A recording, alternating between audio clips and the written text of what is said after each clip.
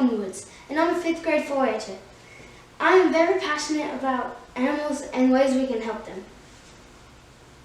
Well, I'm no saver one, but did you know that endangered animals are facing problems every day? For example, the monarch butterfly's habitat is being destroyed by humans, along with many more endangered animals. Wildlife rescues help endangered animals have a better life. That is one reason that wildlife rescues are so important. Another reason they are important is they help our ecosystem. Here are 3 things you can do to help out.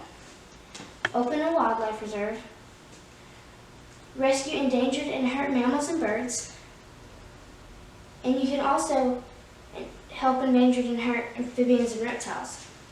The last way you can help is to keep our environment clean and useful.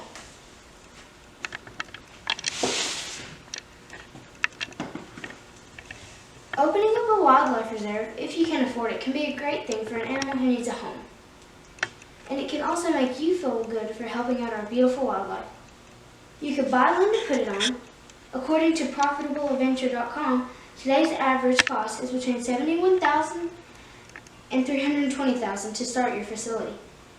If you were to open a wildlife reserve, you need it to be large enough to hold all your animals that you wish to keep and rescue, not including their food storage and care center.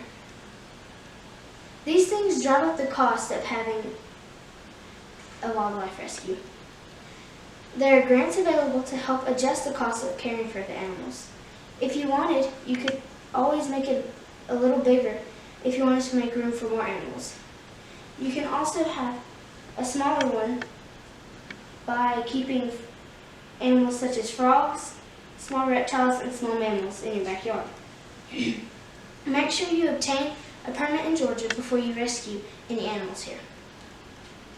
And last but not least, you need to have a good weather for your animal. You should buy land where you think that climate is good for that animal. Like for example, if you had a Kodiak bear, you wouldn't put him in a rainforest habitat where it was too hot for him, would you? No, you would put him in a colder type of environment.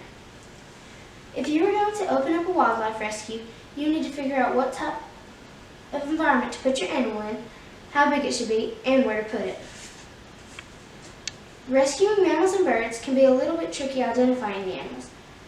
And if you go around the world rescuing animals, you'd be able to get animals that don't live there. So that means you'll have to get them something to remind them of home. The habitat that they naturally live in should be pretty close to what the place that the rescue is. The endangered animals are priceless. There are a lot of them. Here are a few.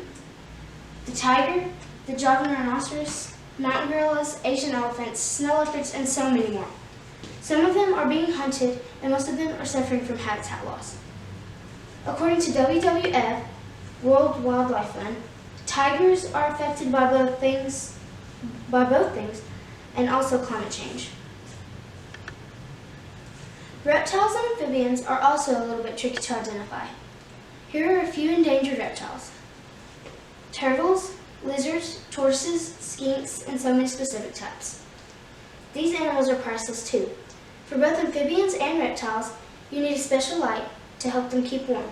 You can't let them get too cold because they're cold-blooded. That means their body temperature is the same as the air outside. You could also put different stuff that you can think of.